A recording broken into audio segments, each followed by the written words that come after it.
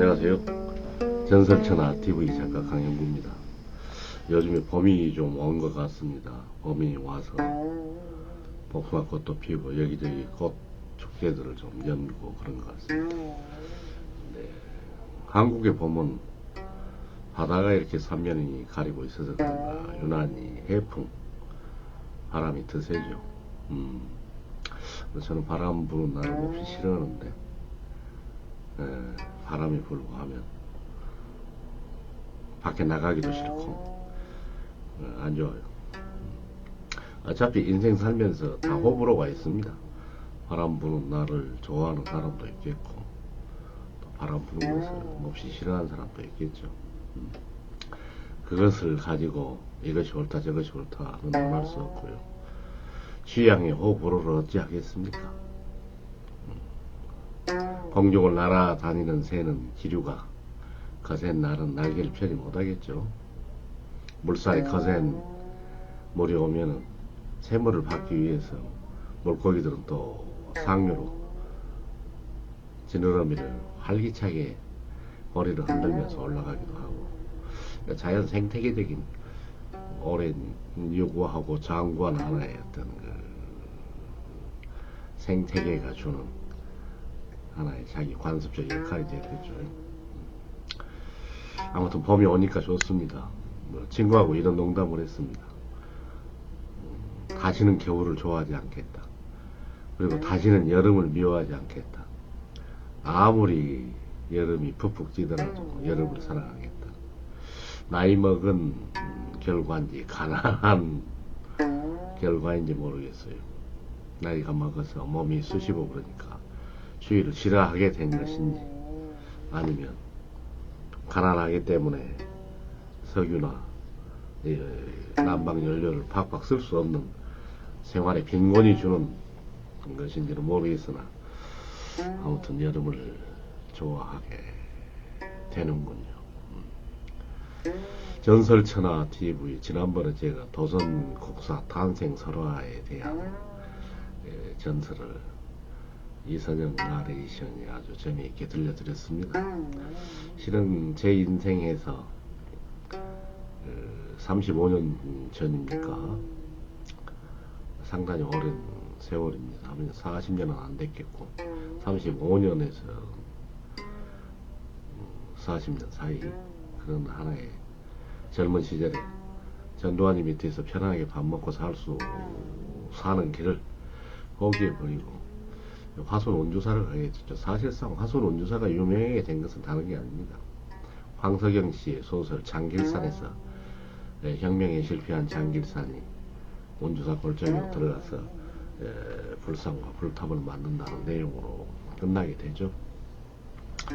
그래서 전두환 시대의 암울한 고통, 박정희를 대를 잇는 군사 폭력이 자행되던 시대, 무법천지였죠. 칼을 든 사람의 마음이었죠. 심지어 면석이만 해도 그들 앞에서 굽실거려야 하고 무슨 막걸리 보안법이라고 그렇지 않습니까? 마을 어귀에서 막걸리집에 가고 막걸리 먹다가 박정희를 욕했더니 면석이 그나풀이나 또 순사 그나풀이 끄집어 가지고 너 시기 공산주의자지, 너 김일성 추종자지, 너 빨갱이지 하면 모든 것이 인생이 끝나는 시절이었지 않습니까? 사상, 인간이 누려야 할 고유의 사상, 보이지 않는 무형의 정신적인 것, 사상이 통제되고 양심이 통제되고 일거수일투족, 말과 행동은 두말할 것도 없겠죠. 이웃집을 경계해야 되는, 혹시 이웃집의 사람이 나의 말을 듣고 나를 사찰기관에 고발해서 내가 오늘 유명을 달리하는 고통을 겪게 되지 않을까 두려워했던 시절이지 않습니까? 전제 군주 시대에도 왕이나 황제가 집권하던 그런 봉건 시대에도 왕을 욕하고 황제를 욕하고 밀란이 일어나고 반란이 일어날 수 있었던 것인데, 근대화가 진행되었다는 이런 암울한 50년대 이념의 분쟁, 한국 종말이 끝나고 그 뒤에 남한이 미국이 지배하면서 미국이 들어와가지고 이승만 정권을 들어 세운 뒤로부터서는 이념 분쟁이 지금까지도 뼛속 깊이 앓고 있지 않습니까? 남북이 분단되어 있는 데다가 수국 기득권 세력이라고 칭하는 우익이라고 말할 수도 없는 집단들이죠. 뭐 양심에 털난 사람들 아닙니까? 오직 자기의 이익과 자기의 기득권을 위해서 어떠한 폭력도 무력도 자행하는 그런 집단들. 사실상 카를 마르크스가 도무지 지주나 브로주와 계급들은 지배 계급들은 안 된다 해서 폭력혁명을 주장했지만 사실상 그런 폭력이 반대적으로 보면 기득권 세력들이 더 많은 폭력을 자행했죠. 러시아의 자르 황제도 시민을 학살한 것이 혁명의 계기가 되지 않습니까? 그 프랑스 혁명도 왜 일어났겠어요? 응? 다 우익이라는 사람들, 기득권이라는 사람들이 먼저 폭력을 자행해요. 자기들의 폭력은 정당하고 뭐 서민이나 대중들이 올바른 사회 아니면은 서민 대중의 사회, 노동자 계급의 사회를 만들기 위해서 하는 폭력은 빨갱이기 때문에 척결해야 되고, 이게 누구 편에서 놀립니까? 이쪽에서 보면 이놈이 폭력이고 저쪽에서 보면 이놈은 폭력이에요. 근데 하나만 정당화 시키잖아요. 우익의 폭력은 정당하다, 빨갱이로 모조리 다 때려 죽이자. 제주 4.3 항쟁에서 그 이루 말할 수 없는 그 서북 청년단들이 자행했던 악행, 정말 상상도 할 수 없죠. 사실 또 이쪽에서 또 자역을 했죠. 왜? 너희들은 사상계죠. 대가리 속에 들어있는 그 권위적이고 우월주의적이고 그런 것은 바꿀 수 없는 것이로구나. 오직 폭력으로만이 가능하구나 하는 뭐 폭력혁명론. 그 폭력혁명론에 반대해서 저놈들은 우리를 죽일 거니까 우리의 재산을 빼앗고 기득권을 빼앗을 놈이니까 무조건 죽여야 된다. 빨갱이를 무조건 죽여야 된다. 그래서 인혁당 사건에 박정희는 그 바로 판결 끝나자마자 그 젊은 청년들을 바로 처형해 버렸지 않습니까? 그것이 바로 먼 이야기가 아니에요. 우리 어렸을 때 이야기였어요. 우리야 뭐 그때 의식이 있었겠습니까? 그런 폭력이 그냥 백주 대낮에 자행되는 거예요. 이런 사회가 사는 겁니까? 이런 사회가 권력이라고 생각해봐요. 우리가 이유 없이 사람을 때려 죽이고 도둑질을 해가고 한다면 비적이라 하잖아요. 도적놈, 강도, 떼거리, 적군. 그러는데 우리를 보살펴야 할 권력에 있는 사람들이 백성들을 감시하고 두드러 찾고 이쁜 여인들을 뭐 뽑아다가 뭡니까? 박정희 뭐라고 합니까? 그 김선호 대령입니까? 중령입니까? 그 양반 돌아가셨잖아요. 그 양반이 뭐예요? 박정희 여자 골라다가 바치는 그런 걸로 했다는 것이 현대사 아닙니까? 밤마다 이런 시대에 우리는 살았습니다. 그러니까 그런 시대에 전두환 시대에 무슨 어디 가서 면세기가 되어서 밥 먹기도 부끄러운 일이고, 어디 기업에 취직해서 나 혼자 좀 살아보겠다고 하는 것도 아니 되고, 그래서 그 유명하다는 화순 운주사 천불천탑을 보러 갔죠. 그런데 거기에서 제 인생이 바뀌었어요. 천불천탑에 대한 그 설명을 해주던 오영표 선생, 그 운주사 앞에 사는 그 대머리였는데, 그분이 들려준 이야기가 그 사람들이 웅성웅성 모여있길래 석탑 밑으로 가서 도대체 뭔 이야기를 하는가 하고 젊은 그분의 이야기를 듣게 되죠. 그런데 도성국사 탄생설화 옥룡자 이야기를 해주시는 거예요. 근데 제가 옥룡자 도성국사가 영암 월출산에서 태어나셨구나. 그런데 근거 없이 아버지가 누군지도 모르고 겨울에 어머니가 빨래하러 갔다가 오이 하나 갖다 내려고 그길래 그걸 먹고 잉태를 했구나. 뭐 그런 소라를 처음으로 들었죠. 왜냐면 저도 뭐 공부를 한다고 했을 때 그런 미신적인 우리 뭐 전설이나 설화 모든 것을 우리 조상들 일제에게 주권을 빼앗겨 버린 비극적인 조상이라고 생각하고 이 조상들에게서 배울 건 전혀 없다. 왜? 조선 왕조가 이민족인 일제에 의해서 망해버렸지 않습니까? 그렇기 때문에 어째요? 자, 이런 조상에게서 무엇을 배울 수 있겠는가? 그리고 공부를 하면서 생각해보면 고구려, 백제, 신라, 고려, 조선 해갖고 한 번도 응? 농민 봉기, 혁명다운 혁명이 없었던 그런 짜잘한 역사. 응? 전부 쿠데타였죠. 왕건도 사실 뭐 그때 견훤과 궁예와 응? 그런 어떤 그 후삼국 시대 때 분쟁이 일어났을 때 어떻습니까? 왕건도 결국 뭐 고려를 세웠지만은 그 고려가 민중혁명으로 세워진 나라는 아니죠. 조선은 뭐 어차피 이성계가 정도전의 정치 이론에 의해 가지고 혁명을 한 게 아니라 쿠데타를 해서 집권한 것 아닙니까? 그리고 다시 왕자의 난이 일어났을 때 이방원이가 다시 또 2차적인 쿠데타를 해서 집권한 그런 비극의 역사들이 있지 않습니까? 혁명은 없었어요, 이 나라에서. 이런 나라에서 뭘 배울까 했는데, 응? 그래서 저도 뭐 서양 철학 또는 유교나 도교 그런 것에 심취되어 있을 때였죠. 그리고 그때 유행했던 사회과, 사회과학에 과학적 사고를 해야 된다. 이 사회도 과학적으로 탐색하고 인문도 인문과학이라고까지 붙였지 않습니까? 과학적으로 탐색한다. 칼을 들고 인간도 해부하면 인간의 본체가 나올 것이고 성리학처럼 인간의 본성은 무엇인가 연구했던 유학자처럼 또 뭡니까? 이 사회도 메스를 가지고 잘 분석해 보자면 상부 구조, 하부 구조, 노동 대중, 또 지배하는 계층, 버티 부르주아, 뭐 프로레타르트 이렇게 뭐 어떤 그런 구조들만 생각했던 것이죠. 그리고 그것이 옳은 줄 알았고 또 서양의 종교가 옳은 줄만 알았죠. 그런 쪽에 재색되어 있었기 때문에 경도되어 있었기 때문에 실상 뭐 우리 조상들에게서 배울 거 전혀 없을 것이다라고. 왜 제사는 지내? 왜 이렇게 피곤한 나라야? 왜 이렇게 독재가 성행해? 왜 왕조들은 그렇게 탐욕적이고 무능해서 뭐 이렇게만 생각하고 있었던 것이죠.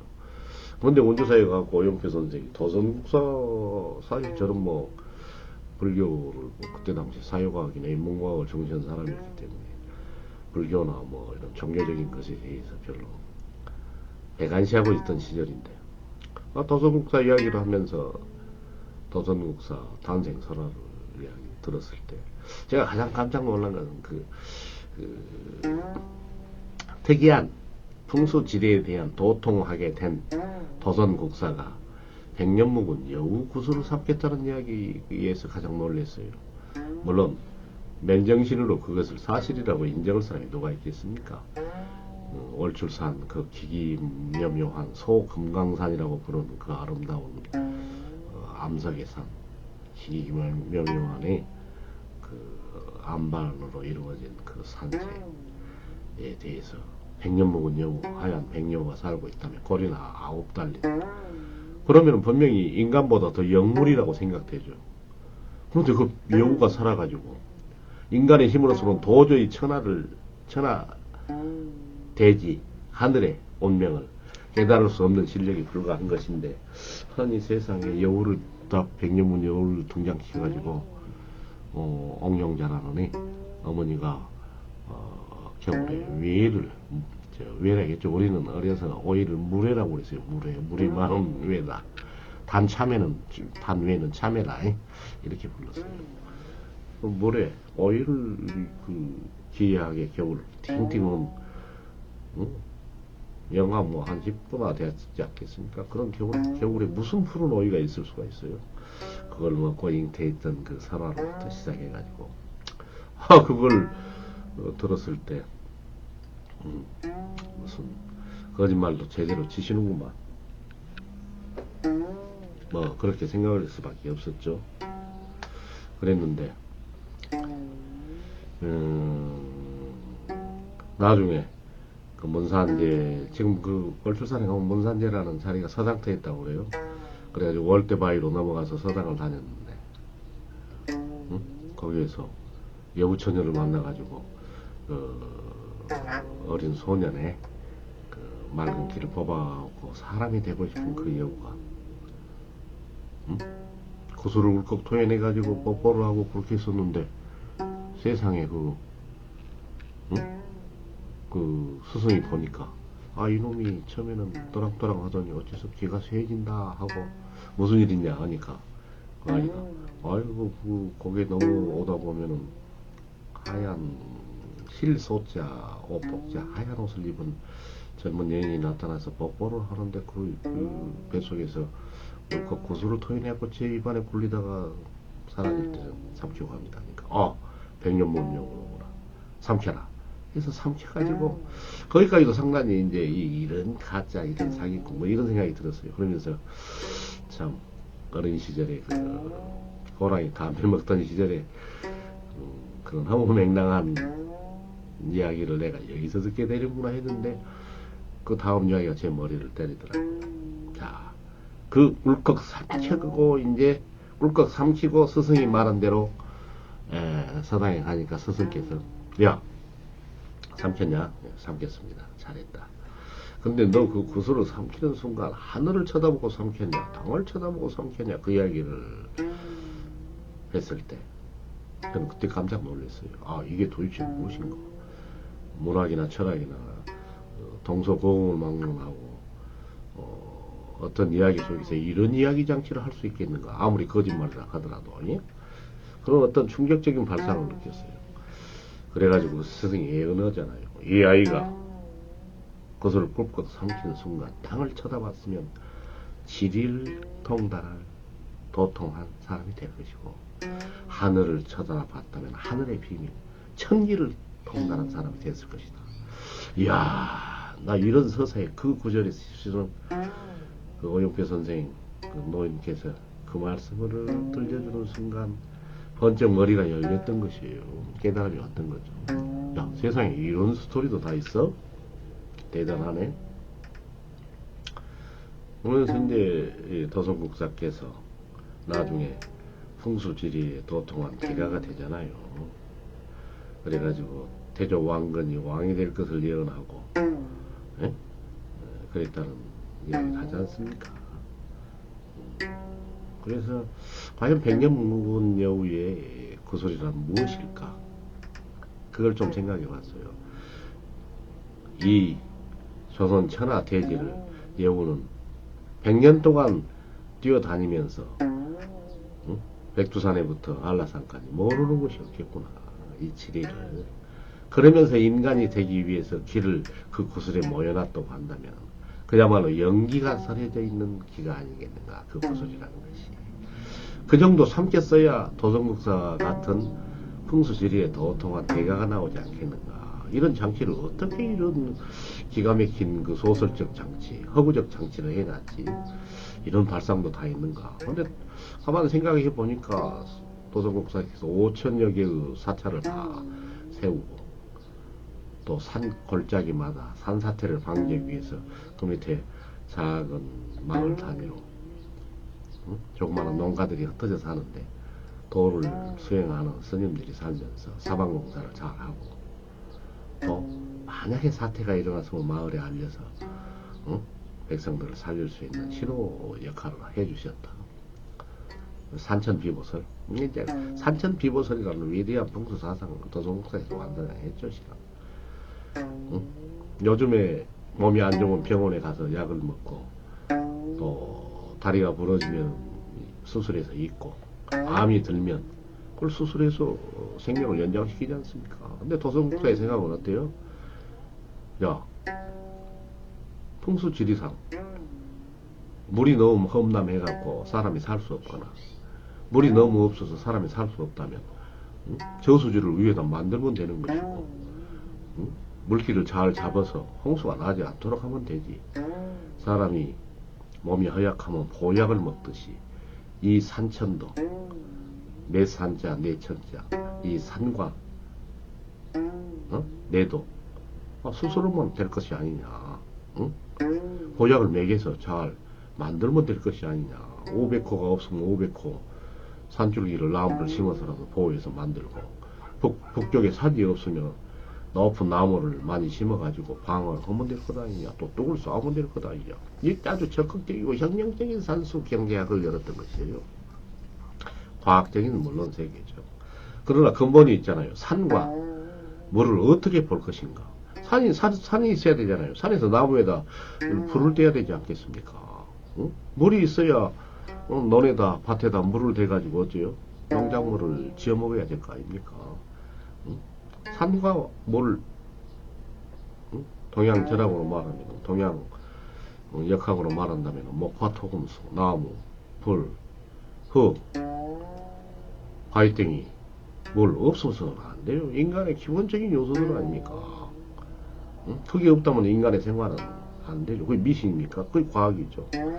단지 이 서양 학문에서 표현하는 방법과 동양학에서 표현하는 방법이 좀 달라서 음과 양이 있는 거요. 하늘에는 낮에는 해, 밤에는 달, 응? 낮과 밤, 응? 그런 것이 있는 것 아닙니까? 그것을 음양으로 표현하고, 응? 우주의 원리를 동양적 해설 방법으로 표기했을 뿐이지 서양론으로 서양적 방법으로 표현했기 때문에 그렇고, 뭐 서양적으로 표현하면 학문 같고 동양적으로 공하면 미신이고 비학문입니까? 그건 아니잖아요. 그래서 그 여우구슬, 응? 천하의 산천을 뛰어다니면서, 응? 익혔던 그 지혜, 그것이 여우의 구슬에 전부 모여있을 것 아닙니까? 그걸 한 번에 단번에 딱 삼키면서 도성국사께서 풍수지리의 대각이가 될 것을 넌지시 암시하는 그 장치, 거기에서 제가 상당히 세상에 이런 사기도 이 정도 죄야 사기라 얼마나 하구나. 전부 소설이란 것이 있을 법한, 인간사에서 있을 법한 허구를 뭐 기술한 것이 소설 아닙니까? 지금 뭐 소설 작품이 사실을 쓴 건 아니잖아요. 사실에 기초하여. 이제 저 여우 구슬을 삼킨 것도 도성국사가 나오는 그 배경도 여우 구슬을 삼킨다는 거기에서 매력적으로 생각했던 것이죠. 그리고 무슨 아비 없이 오이를 먹고 겨울에 그것도 오이를 먹고 태어나가지고 어떻습니까? 버림받잖아요. 아니 최씨처녀 엄마라도 보호 받아야죠. 그리고 가닥없이 생긴 아이를 어떻게 해요? 사실 자연과학적으로는 도무지 불가능한 이야기예요. 뭐 예수께서도 무슨 성령으로 잉태했다 하는데 신이 될 사람, 뭐 하늘의 계시를 받은 사람은 아비를 없애야 될 것 아닙니까? 근데 사실상 도성국사 같은 경우 불행히도 누군가와 누군가에 의하여 잘못 잉태됐다면 지금 낙태 수술이 나있지만 그때 어떻게 낙태를 합니까? 군다에서 생명을 마구잡이로 누구 싫어해 죽을 수도 없고 그래서 또 나올 수밖에 없죠. 그때 당시에는 태아가 지워지지 않는 한은. 그래서 나가고 남몰래 바위 위에다 버려놨는데 그 국사함이라고, 국사 도선 국사에서 국사 나라의 스승에 있던 바위덩이다 거기다 버렸더니 국사함이라고 있더라고요. 제가 그때 취재를 다 했어요. 그때 뺑 가가지고 그 여우구슬 이야기 때문에 저도 여우한테 홀려가지고 인생이 이렇게 망쳐버렸네요. 이렇게 전설이나 쓰다가 허리뼈까지 생기고 지금까지 놓지 못하고. 그래서 내 인생이 후회하잖아요. 왜? 인생이란 건 별 볼 일 없는 것이에요. 그냥 내가 돈 왕창 남겨놓고 죽고 지위나 대통령 하다가 윤석열처럼 저렇게 사라지거나 한 대 모여요. 또 박정희 총 맞아 죽고 전두환처럼 영원한 개새끼로 역사에 욕이나 얻어먹고 돼지고. 지가 누린 것은 이만큼이지만 지가 역사 속에서 덮었어야 할 똥물 오물은 영원한 것 아닙니까? 그 정도는 알잖아요. 그래도 그 똥물 오물을 쓰더라도 나는 그 사람들이 좋다. 돈과 권력이 좋다. 그런 사람들 때문에 나라가 망쳐요. 그 인문적인 소양이 없는 놈들이죠. 대박이나 바라고 일확천금이나 바라고 오직 재테크 잘해서 부자가 되려는 사람들. 돈 다음에 나는 그걸 묻고 싶어요. 너 돈 100억 벌어서 뭐라고 그러냐? 평생 돈 버는 기계로 살다 되질라고 그러냐? 돈을 번다면 그 물질을 어떻게 쓸 것인가에 대한 목적성이 있어야 되나? 목적성은 없어요. 돈이 목적이에요. 그리고 야 대통령 되면 못 올래? 대통령 돼서 네가 뭐 하고 싶은 일이 있냐? 대통령이 목적이요. 못 올 것이요. 하다못해 저 나무도 꽃이 핀 다음에 열매를 맺혀서 짐승들이 먹거나 사람에게 먹게 해주는 그런 위대한 보편적인 인류애적인 생명애적인 나눔의 역사가 있는데, 요즘에 자본주의에서요 신자유주의입니까 뭡니까? 오직 이 천박한 상업자본주의의 이 말기 자본주의에 빠진 사람들, 돈 벌면 못 올래. 뭐 돈만 못 써도 1,000억, 2천억, 3천억, 1조 무슨 의미가 있어요? 재테크해가지고. 돈을 나는 이렇게 아름답게 쓰기 위해서 번다. 어떤 2차적 목적을 이야기한 사람을 내가 들어본 적이 없어요. 그리고 나한테도 그래, 너 조그마한 식당이지만 여기서 대박 나라. 뭐 대박 난 다음에 내가 뭐예요? 돈 많이 가지고 계집질이나 하고 다니고 세계 여행이나 하고 다니고 맛있는 거 처먹고 저러 사입고 그런 천박한 것이 제 인생의 목적으로 돈 벌기 위해서 제 인생을 허비하고 있지 않아요. 차라리 돈 없이 보리밥을 먹으면서 채소를 심어 기르면서 이 자연 속에서 자연의 이치를 깨닫고 서로 상추라도 잘하면 같이 나눠 먹읍시다. 이렇게 살고 싶은 것이지. 내가 수천금을 입고 호주머니에 돈 있고 황금을 주렁주렁 내 몸에 달고 예쁘고 천하에 없는 향수를 뿌리고 남에게 겉만 사치하고 내가 이렇게 살아서 못 얻고요. 공작이 화려한 날개를 펴듯이 날개를 펴면 못해요. 죽을 때는 어떻습니까? 그 기술 다 하죠. 비참하게 대가리에 피를 토하고 죽는다 했어요. 장자가 그런 얘기를 했어요. 인생이에요, 인생. 나 참 이런 세상에 살면서 대통령 되는 게 목적이다. 그럼 그 다음에 무엇을 할래? 내려올 수밖에 없잖아요. 산에 올라가면 그 다음에 어째? 내려올 수밖에 없어요. 정상에 가면 하늘로 사라지지 않는 한은. 왜 그걸 느꼈죠? 도성국사께서 어째요? 아비 없이 태어났지만 그런 오이설화를 만들어 가지고 잉태됐다. 오이가 또 남성 성기하고 비슷하니까 그럴 수도 있을 것 같고, 또 겨울에 오이는 신적인 어떤 신비한 사람을 더 신비롭게, 그리고 어떤 못된 사내에게 최시천이가 당해서 잉태했더라도 어째요? 그걸 커버해 줄 수 있잖아요. 막아줄 수 있잖아요. 왜? 도성국사는 비록 태생은 이렇지만 천하의 풍수지리를 깨달아가지고 뛰어난 일을 했다. 이렇게 하는 것보다 태어남 자체부터 그 신비로웠어. 왜? 아버지가 하찮은 사람이라고 한다면 사람들은 그걸 무시를 해요. 그놈 자식이 막 지가 똑똑이었다 별 볼 일이 있겠어 이렇게 한다고. 그래서 후손을 위해서 행동을 좋게 해야 돼요. 개차반으로 살면 결국 그 욕을 누가 먹어요? 자식이 먹게 돼요. 또 자식이 개차반으로 살면 그 욕을 누가 먹어요? 애비가 먹죠. 그런 고리를 잘 알았던 것이죠. 근데 그 인생이란 게 참 그래요. 혼자 산다면 내 멋대로 살 수도 있지만 누구의 자식이다 저놈이, 누가 애비다, 이렇게 되면 상당히 곤란하잖아요. 명예가 반 먹여줘. 하지만 명예가 반 먹여줘요. 명예를 중시 않고 개차반으로 사는 사람들은 어째요? 뿌리도 없는 인생. 역사를 왜 찾겠어요? 우리는 유구한 역사를 가지고 있다. 우리 조상은 훌륭했다. 다 그렇게 기술하고 싶은 거지. 우리 조상은 개새끼들이고 뭐 별 볼 일 없는 놈이었다. 뭐 이렇게는 하지 않잖아요. 고슴도치도 자기 자식은 예뻐하고 고슴도치 새끼도 자기 엄마가 최고 미인이라는 거 아닙니까? 그것이 세상살입니다. 그래가지고 이제 최시천이가 그 아이를 이제 국사함에 이제 엄마랑 몰래 버렸는데, 엄마가 중요한 존재예요. 아이에게는. 그 딸에게는 엄마가 얼마나 각별한 존재예요. 비밀이 없는 존재죠. 매일 함께 보면서 이런 내가 아이를 갖게 됐어요. 또 보호해줄 수 있는 마지막 보호는 가족이죠. 어머니죠. 그래서 공자 선생이 어느 나라에 갔더니 우리나라는 그 왕을 만났는데 우리나라는 제대로 되었어. 아버지가 어저께 염소를 훔쳐왔는데 그 아버지를 고발했어.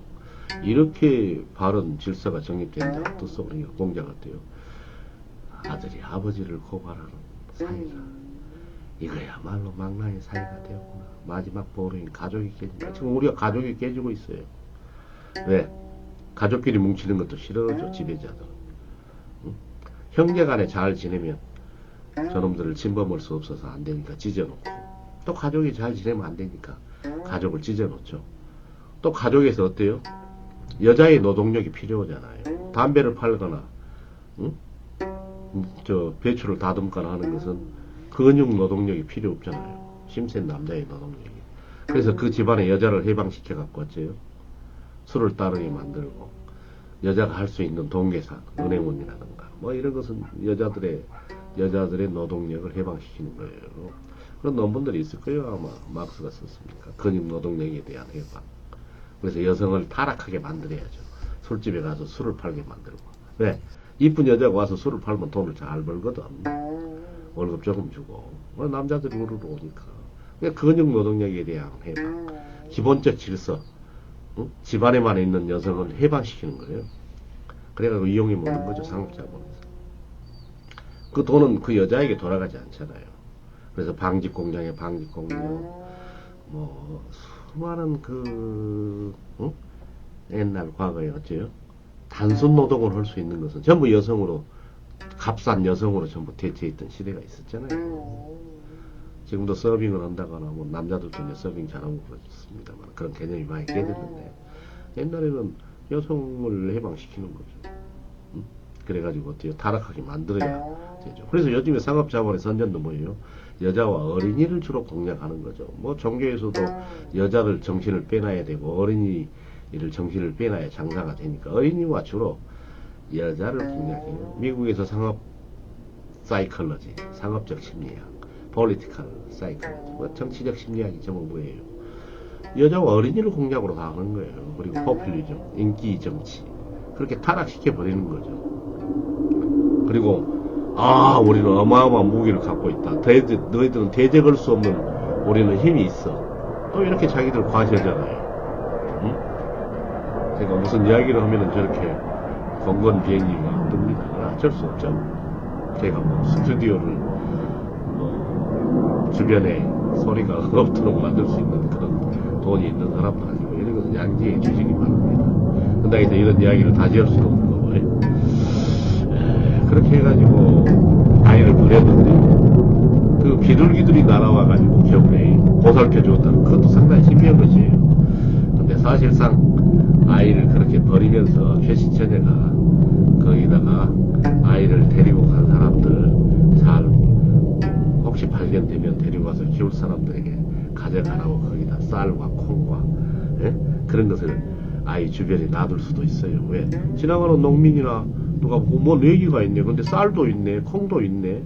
콩도 한 5대 정도 놔두고, 또 최신처녀가 그때 먹고 살만한 집안이었으니까 뭐 쌀도 한 말 거기다 놔두고, 그러니까 비둘기들이 배고프니까 와서 우르르 몰려와가지고 이렇게 보살피는 것처럼 마치 있었는지도 모르죠. 상상 안 해보건데. 그래가지고 최신처녀가 어머니 모성애로서 비록 내가 혼인을 해서 정식으로 가진 아이도 아니었고 그렇지만 내 인생을 망쳐본 아이였지만, 그 모성애란 게 있잖아요. 이 세상에 모성애가 없으면 인류는 이미 망했을 거예요. 엄마가 자식을 사랑하는 건 본성입니다. 남자가 여자를 사랑하고 여자가 남자를 또 사랑하고 하는 것이 본성이듯이, 또 어머니가 자식을 사랑하는 것도 본성 아닙니까? 그래서 며칠 뒤에 가보니까 비둘기들이 엄청나게 때려 몰려져 있어. 또 잠이 왔겠습니까? 그 아이를 10달 동안이나 뱃속에 가지고 인테에서 태어났는데, 그래서 이제 구림이라는, 비둘기 있자 수풀림, 구림이라는 마을 이름도 생기고, 또 그런 도성국사, 또 여우 구슬을 삼킨 가닥에 구슬옥자, 구슬이지 않습니까? 구슬옥자에다 용용자, 응? 옥용자, 아들 잡자, 응? 용의 구슬을 삼킨 자다.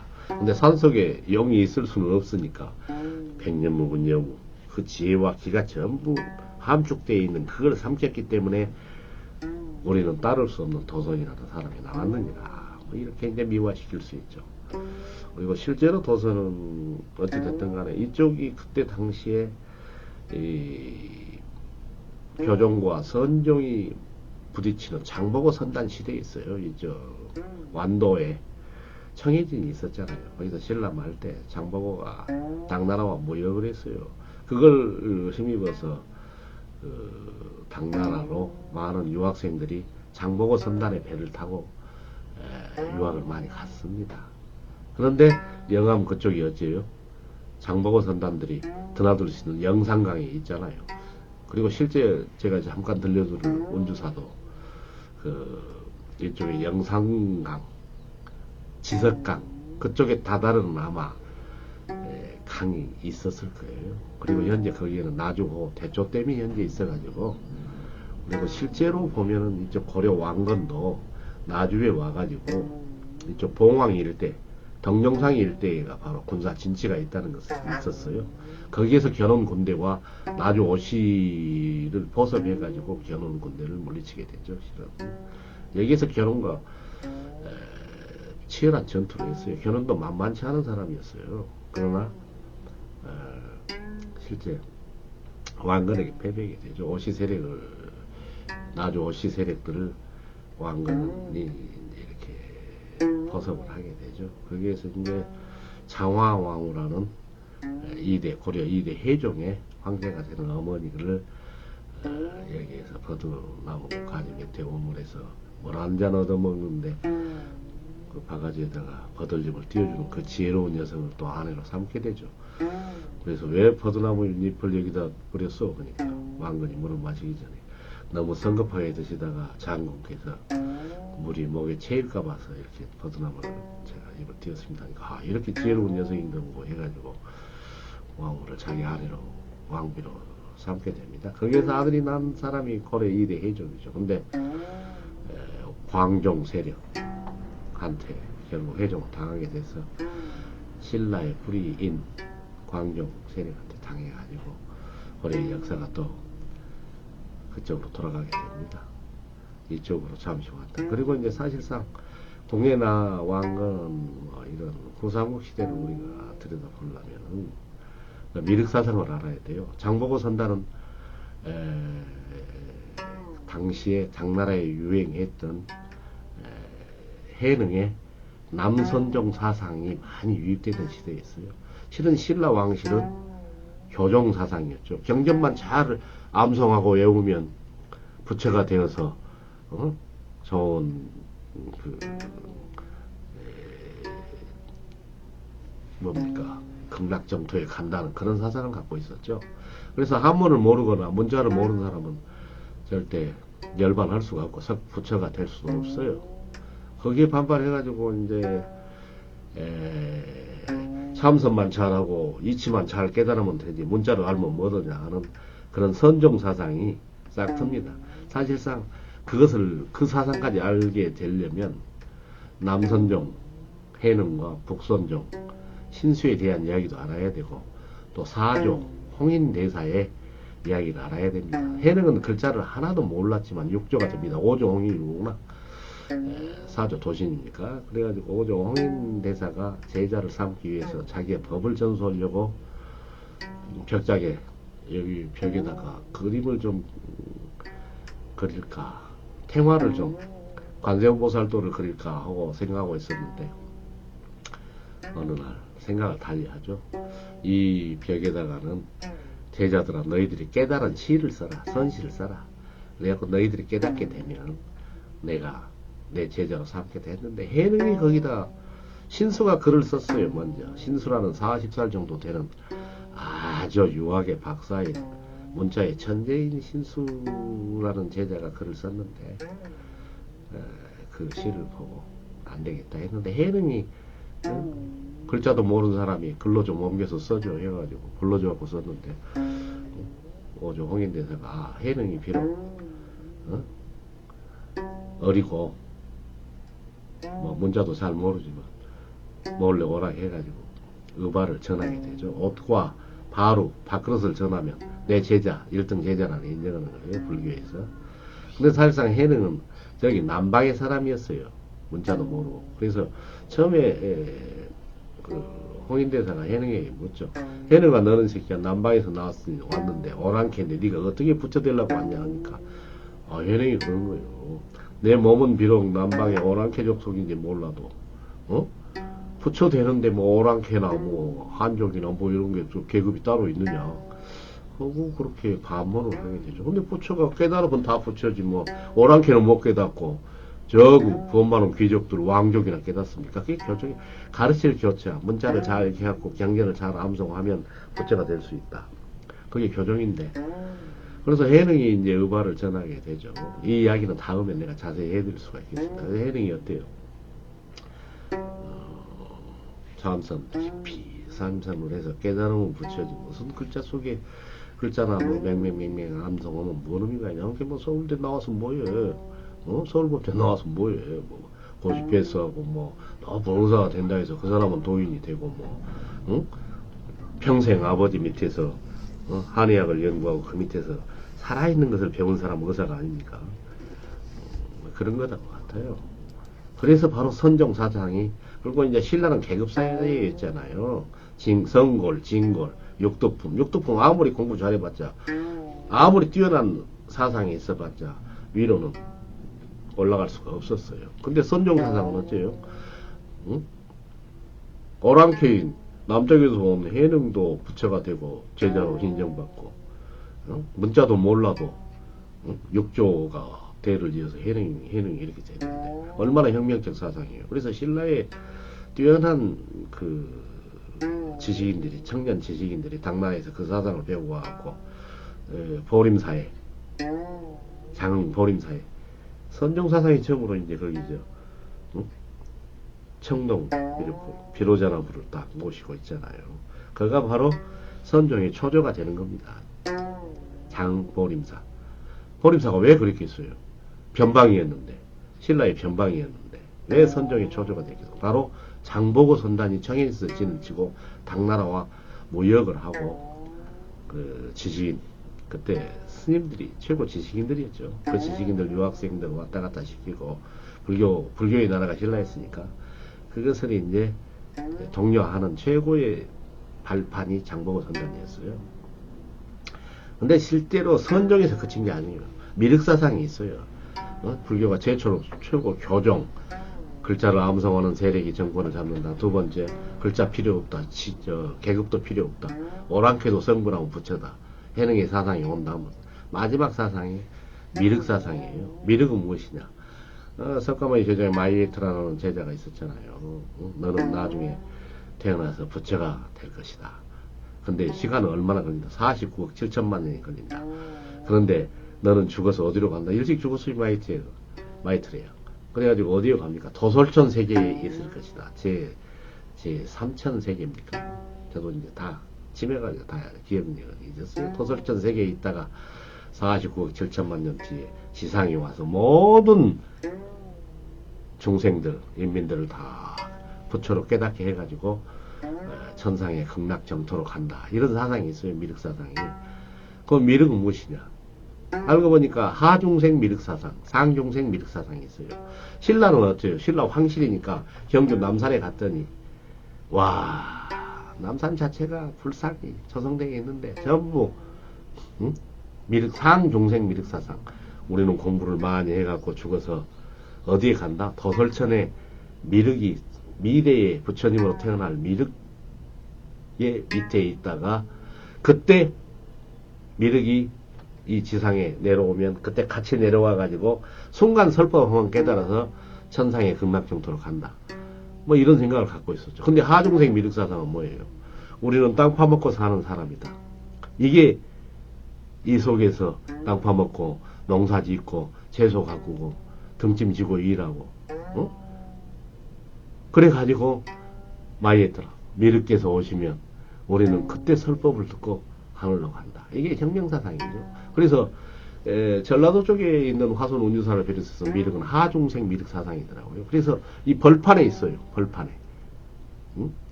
경주 남산을 가면 아주 기가 막히게 잘 해갖고 미륵방가 사유상 그 인생의 오묘한 생로병사를 고려하는 그 청동 금동 미륵보살 방가 사유상 이건 상중생 미륵신앙. 하중생 미륵신앙은 벌판에서 일하는 생산대중들이 문자도 모르는 사람들. 형님 운주사 골짜기 가봐요. 전부 바닥에 있어요. 집속에 있지 않아요. 바위넛을 바닥에 천기가 조성되었다. 이게 바로 이제 도선 국사 옥년자가 어디로 가게 됩니까? 나이를 먹고 커서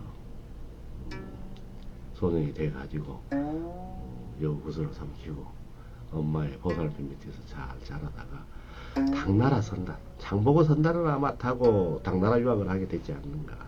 그래서 음양술수와 풍수지리의 대가인 일행선사를 만나가지고 일행선사의 권유로 똑똑하고 하니까 출가를 하고 거기에서 풍수지리와 음양술수를 배우지 않았는가. 그리고 이제 당나라 왕실에서는 일행선사가 보니까 도성국사가 하도 똑똑한 놈이라 신라의 동쪽에 큰 별이 나왔다. 이런 천문사상이 그것까지 결합시켜가지고 신라가 잘 되면 우리 당나라를 망칠 것이다 해서 일행성사가 당나라의 이익을 위해서 도성국사를 교육시켜가지고 황제의 명을 받고 이제 공부를 다 끝나고 장보고 선날에 아마 그 배를 타고 이쪽으로 들어오게 될 거예요. 영산강으로 해서 그 폭으로 들어와서 이제 가가지고 제일 먼저 한 게 보림사의 그 덕림산에 혀를 끊게 됩니다. 왜? 일행선사가 너희 신라 나라는 기가 이렇고 저렇고 하니까 그 덕림산에 그 혀를 끌어라. 장은 덕림산. 그래서 혀를 도슬러서 끌은 게 거기서 피가 3일 동안 꿀꿀꿀꿀 쏟아졌다 해서 덕림산 피제라고 그래요. 근데 그 피를 보면서 옥룡자 도성국사가 깨닫게 되죠. 아, 일행선사가 우리 신라의 혀를 전부 망가뜨리라는 계시였구나. 덕림산 혀를 끊으니 어찌 피가 쏟아나는가. 이렇게 시뻘건 피가 해가지고 속았다는 것을 알아요. 일행이 나쁜 놈 해가지고 일행에게 복수하겠다. 일행선사 스승에게 복수하겠다. 너는 스승도 아니다 해가지고 들어와서 보니까 풍수를 보니까 어때요? 온주사가 천하의 천년의 이상적인 왕국이 생길 위대한 그 풍수지리를 갖고 있어요. 저도 풍수지리를 실은 운주사에서 깨달았어요. 아, 과거의 조상들이 이렇게 풍수를 갖고 하는 것을 운주사에서 깨달았습니다. 그 영규산, 신령스러운 거북이 산이란데 명당탑이 앞에 있어요. 그 혀를 막아버렸죠, 실은. 그게 조혈이에요. 거기다 묘를 쓰면 이상하게 가뭄이 들어가고 농사를 못 지어먹어서 마을 사람들이, 영광리나 그쪽 마을 사람들이 모여가지고 파묘를 해야만이 비가 왔다고 그래요. 그래서 그런 뛰어난 명당혈은 범씨가 거기다 주인이고 범씨가 모덤을 써야 거기에서 아들이 나오면 천년의 이상적 왕국이 생기다. 그런 전설이 있어요. 그래서 이제 우선 이야기를, 그래서 이제 도성국사께서 덕림산 혀를 잘못 끊었다 해가지고 일행 이놈을 죽이겠다 하고 천태산으로 올라가죠. 화순 천태산. 그래갖고 거기서 철마 방아를 만듭니다. 철마라는 것은 뭐냐? 쇠철자 말맞자 쇠로 된 말을 만들어 가지고 방아를 꽁꽁 찌우면 당나라에 어째요? 당나라의 인재들이 하룻밤 사이에 아무 병 없이 죽어가 버리는 거예요. 그래서 황제가 어때요? 왜 우리 당나라의 인재들이 이렇게 죽어가는가 하고 일행선사에게 와서 도대체 이 까닭이 뭐예요? 일행선사가 고백을 하죠. 황제 앞에서. 실은 제가 폐하 우리 옥룡자 이 도선에게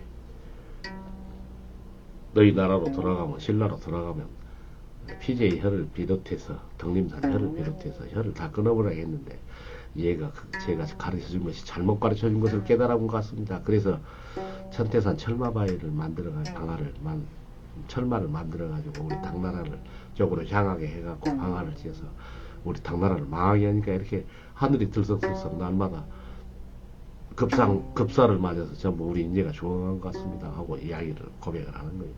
야이는 그럼 어떻게 할래?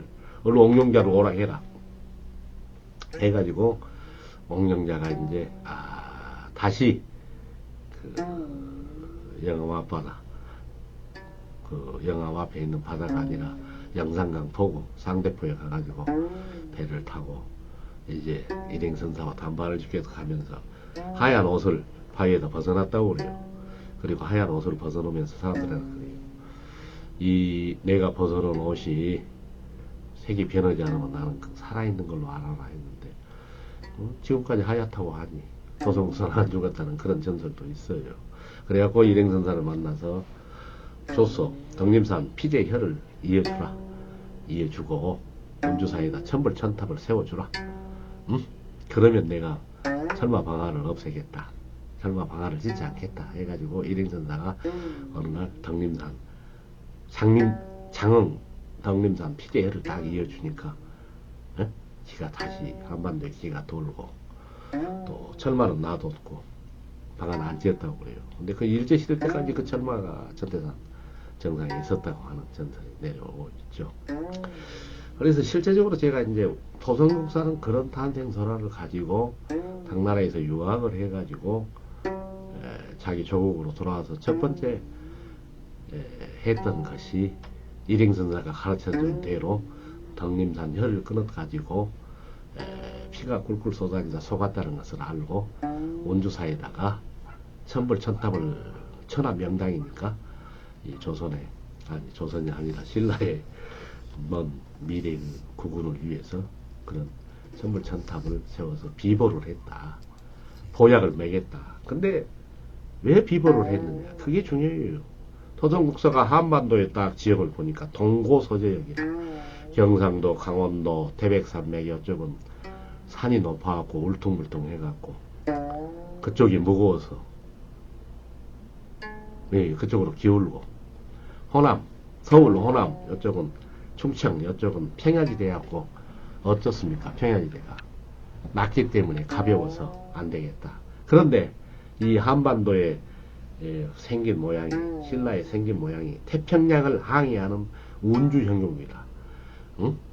운행하는 운자, 배 주자, 배가 운행해 가는 형국의 운세를 가지고 있다. 근데 동쪽이 무거우니까 어째요? 동쪽이 무거우니까 배가 가다가 동쪽으로 기울게 될 거 아닙니까? 그러면 동쪽 끝에는 누가 있어요? 일본이 있죠. 그래서 안 되겠구나. 결국 우리 신라는 먼 후에 일본에게 먹히게 될 것이다. 배가 가다 보면 어디로 가요? 무거운 쪽으로 쏠리니까 일본으로 팽 들어가고 그러고 일본에 속국이 될 것이라는 것을 예언했다고 해요. 그래서 한반도가 호랑이나 짐승으로 한다면은 운주사 거기가 배다. 응? 자궁열이다.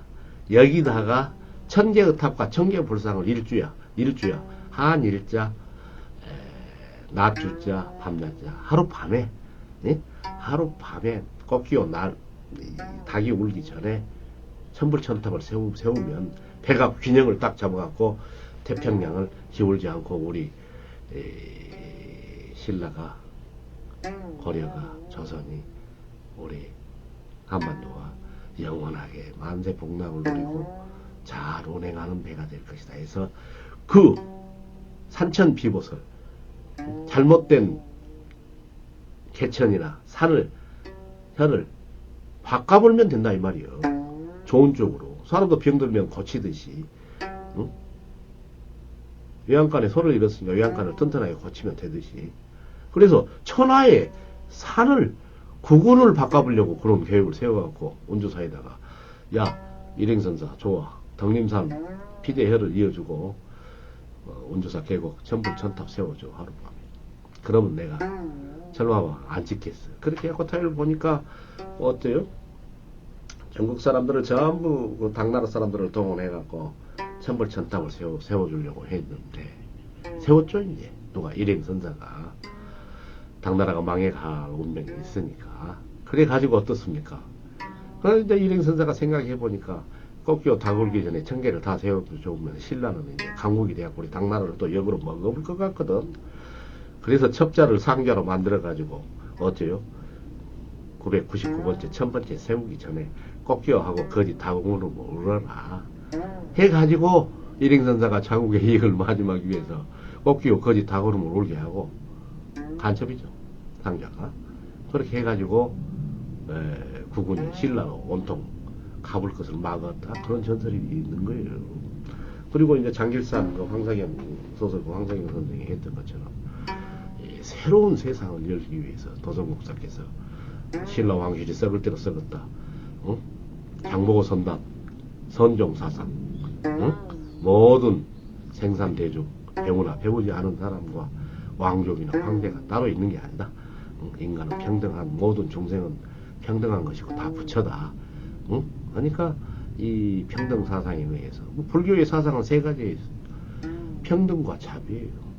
평등과 자비. 한 가지 두 가지죠. 평등과 자비가 불교 사상의 전체예요. 모든 생명이 있는 것은 뭐 까치나 호랑이나 응? 개구리나 인간이나 다 평등하다는 사상을 갖고 있는 거예요. 그리고 자비, 원한을 갖지 말고 엎짓지 말고 베풀어라. 자비 사상이죠. 평등과 자비를 둘로 말할 수 있어요. 그래서 그런 사상에 의거해 가지고 불국 이상정토를 만든다. 그런데 원주사가 천년왕국이 될 풍수우찰이다. 여기다 천벌 전탑을 하룻밤에 세워버리면 다 굴기 전에 세우면 나의 꿈이 이루어지죠. 이게 도선국사가 그렇게 태어났기 때문에 그의 이상도 크죠. 요즘 사람들은 어째요? 뛰어난 사람 암기력만 뛰어날 뿐이죠. 응?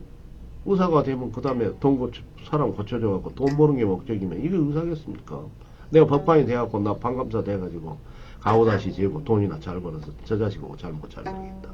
이게 법관의 목적이라면 그건 그만둬야죠. 법관에 대해서 입장에 진정한 정의를 세우리라. 의사가 되어서 정말 아픈 사람들, 돈 없이 아픈 사람들을 고쳐주리라. 응? 뭐 그 정도는 돼야죠. 그래서 닥터 노무는 됐습니까? 기억력이 안 좋고 다 잊어버렸네. 이런 사람들이 응? 어떻습니까? 아니 폐병이만 걸려서 사람들이 와서 죽어. 그래서 이 환자의 진정한 원인은 뭐냐? 응? 세균이 아니다. 가난하기 때문에 폐병이 걸리구나 해가지고 총을 들고 이 세상을 혁명으로 개조하기 위해서 총을 들고 나가야 되겠구나. 응? 이 병의 원인은 세균이 아니라 가난이로구나. 먹는 놈은 너무 많이 가지고 있고 가난한 자는 못 먹기 때문에 그게 병의 원인입니다. 그래서 세상 구조를 개혁하기 위해서 의사가 총을 메고 나가지 않습니까? 혁명 전쟁으로 전사로. 이 정도는 돼야 지식이라고 할 수 있죠. 그런다 해서 저에게 돌을 던져도 괜찮아요. 그것이 역사니까. 돌을 던질 사람은 던지고 욕할 사람은 하세요. 강영구가 이제 10만이 나왔고 죽을 때도 얼마 안 남았는데 거짓말하고 살고 싶지 않아요. 누구 눈치 볼 것 없어요. 옛날 선비들은 왕의 칼 앞에 서서 눈 하나 깜짝하지 않고 죽어갔어요. 그리고 자기 처자식들 뭡니까? 구촌이 3족이 다 머리졌잖아요. 처족, 처갓집 다 몰살당하고 친족 다 몰살당하고 외족, 외가까지 다 몰살당해도 진리를 깨우친 정의 하나님 목숨으로 바꾸고 갔잖아요. 사육신들. 아마 정신들이 많아요. 예수조차도 그러잖아요. 잘못된 거 끝까지 주장하다 십자가에 목살을 죽었죠. 근데 그런 사람들을 신으로 모시고 믿는 사람들도 왜 저렇게 있는 사람 밑에서 꼬봉기거리나 하고 나쁜 짓이나 일삼는지 예수 이름 팔아가지고 나 그게 좀 못마땅해.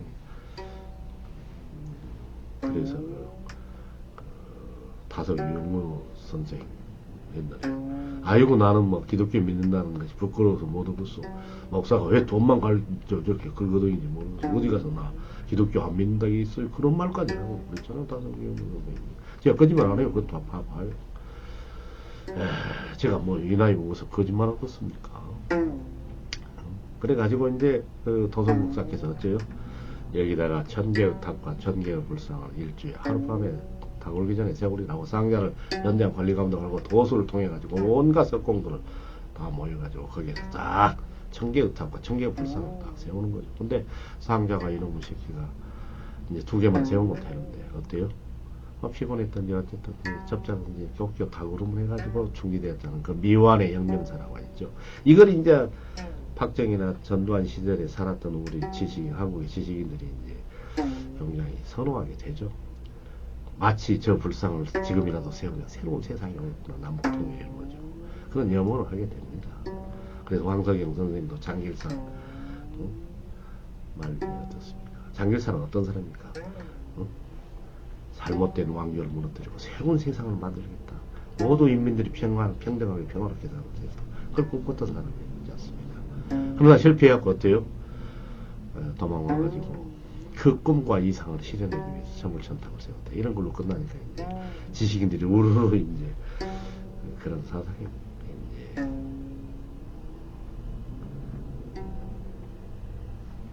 훔치되어가지고 지식인으로서 원주사를 많이 찾게 되었던 거예요. 저도 이제 그때 그런 가닥을 갖게 됐죠. 왜냐하면 세상이 어두우니까 어두운 세상으로 타협해서 살 수는 없고 뒷골이만한 분당에서 칼 들고 전선에 설 수도 없는 입장이었고, 이러지도 저러지도 못하는 상황에서 원주사를 가다가 오영표 선생의 도전 서로가 한번 듣고, 그렇게 이제 전설을 쓰는 삼류 작가가 됐지 않습니까? 후회하잖아요.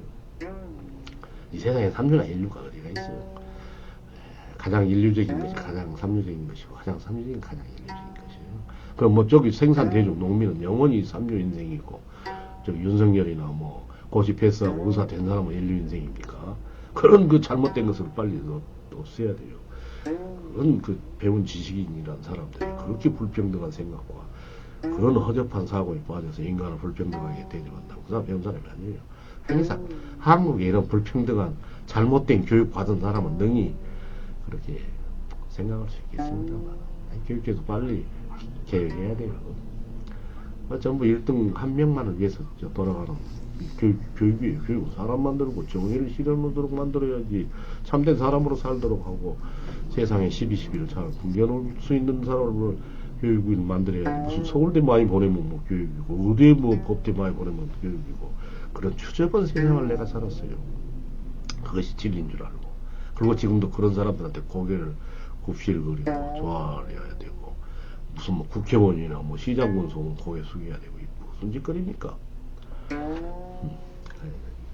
실은 도성국사는 그 경지에 깨달음이 왔다는 거죠. 왜? 불교 공부 잘해봐요. 그 깨달음이 오죠. 기독교 공부 잘해봐요. 그 깨달음이 오죠. 유교도 공부 잘해봐요. 그 경지에 다 이르죠. 공부를 엄하게 해서 그래. 제대로 하면은 모든 마음으로는 평등하고, 여기에 대해서 차별을 베풀고, 사랑을 베풀고, 인을 베풀고, 그 경지에 다 갔잖아요. 도인들이. 자연의 법칙이 다 그러니까.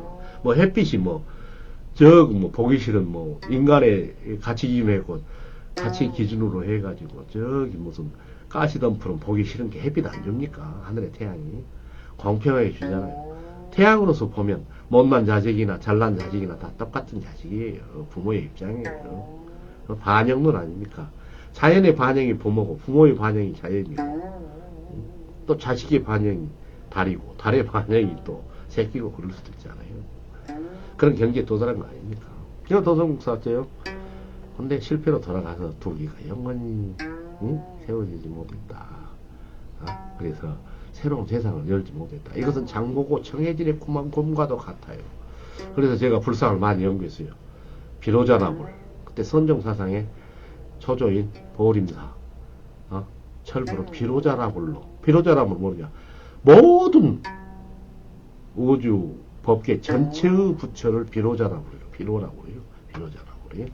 그걸로 제작됐는데, 운주사 불상들 거의 보면 비로자나물이에요. 그리고 이쪽 저고 가까운 이 철철리, 칠불석상에 있는 봉황 미륵사에도 비로자나물상이에요. 그때 선종사상이 아주 팔을 쳤죠. 교종을 반대한 신라 황실이 믿었던, 지배계급이 믿었던 교종을 반대한 선종사상, 신적 사상들이 이쪽 일대를 지배하고 있었다. 그게 종화가 바로, 그 혁명적 종화가 바로 번거리가 운주사 천불천탑의 완성과, 그때 이제 마지막 완성하고 민중들이 봉기를 해갖고 썩은 신라 왕실을 무너뜨리고 불국 이상정토를 만들려고 봉기됐을지도 모르죠. 그러나 장보고가 배전하고 그렇게 돼버리고 말았잖아요. 저는 거기에 어떤 그 사상적 단서를 약간 연구를 하다 안 해버렸어요. 왜? 아니, 제가 맨 처음 썼던 운주사 신비로운 전설소라, 이게 제가 냈던 처녀작입니다. 물론 재판의 책인데, 그 오영표 선생의 이야기를 듣고, 이런 좋은 이야기는 남겨야 되겠다.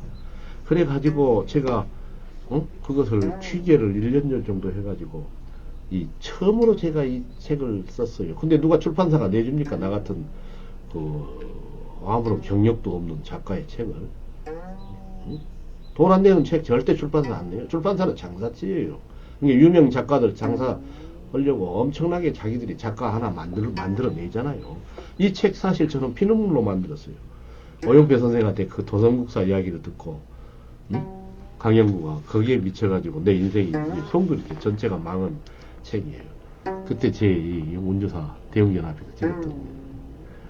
그래가지고 이 책을 이제 내려고 하는데, 원고를 완성하려고 하는데, 해필 그 취재 갔다가 겨울에 사고가 났어요. 불에서 앞에서 낭떠러지에서 차가 전복됐어요. 친구가 무슨 어떤 여자하고 사랑에 빠져가지고 이놈의 새끼가 나 내일 출판해야 된다 했더니 아이고 밤에 그 2차선 도로에서 80km로 몰다가 낭떠러지 떨어져서 아 내가 이렇게 죽는구나 허무한 것이 이러구나 하고 비명을 질렀는데 뭐 유리창을 깨고 그 계곡에서 살아나가지고 지금까지 살았어요.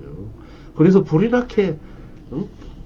한 달여 만에 21년 만에 제가 이 한 권의 책을 썼어요. 아 이렇게 허무하게 죽기 전에 내가 깨달은 바 운주사 전설이라도 좀 잘 만들어 놓고 정리해 놓고 죽자 해서 이것을 제가 썼어요. 그래가지고 출판사를 잡으려면 출판사가 없어요. 그래서 광주에다가 출판을 해가지고 출판사를 차려가지고 돈이 어디가 있어요. 그래서 일만 하고 사는 우리 어머니 아버지 그렇지만 이 세상에 자식이 문자를 읽었고 또 깨달음이 있으니까 이 출판 비용까지 우리 어머니가 너무 반매고 이러고 살다가 다 됐어요. 자비 출판했어요. 출판사도 내가 만들고 왜 이 역사에 대해서 이 책을 남겨야 되는 소명의식 때문에 제가 이걸 한 거예요. 누군가는 정리해 내야 되지 않을까. 그 까닭으로 제가 이것을 이렇게 출판한 겁니다. 그랬더니 제가 한번 기분 좋았어요. 광주에 충장서림이라고 가장 큰 서점이 있는데 이 책을 출판해 놓고 그 다음날 이제 제가 갖고 있는 책이 없어서 내가 내 책을 사러 갔어. 그래갖고 내가 요 책 작가요 그랬더니 아 거기에 근무하는 아가씨들이 운주사 작가님 오셨다 하고 전부 일어나서 기립박수를 그 아가씨들이 해줬어요. 그때 처음이자 마지막으로 출판해서 기분 좋았네요. 그리고 물론 이제 이 책을 계기로 해서 제가 광주 MBC 33주년 기념 다큐멘터리 천전의 신비 운주사도 제가 구성을 하게 됐는데 구성을 하다가 이제 또 그 PD 그 녀석이 저 잔머리를 올렸는가 어쨌는가 아무튼 작품을 만들었어요. 그래서 제가 구성 작가가 됐던 것이에요. 실은 이 책 덕분으로. 그리고 이제 뿌리 깊은 나무의 한국의 탐이야기에도 출연하게 되고 아침마당에도 출연하게 되고 텔레비전에 많이 나갔죠. 또 브라질 그때 당시에 월드컵이 있어가지고 거기에서 가가지고 와가지고 한국의 탑 한국의 불교는 뭐냐 저 아무것도 모르는 놈한테 물어봐가지고 제가 아는 대로 답변을 했던 인터뷰 한 10번에서 한 20번 했나 그래갖고 뭐 강원도나 어디 멀리 있는 사람도 나도 모르는 텔레비에 내가 나오더라고 전화도 받고 그랬는데 텔레비전 딱 한 번 나올 때 좋더라고요. 두 번, 세 번 나오는 게 그게 그래서 우상이 되는 걸 좋아하는 건 아니에요.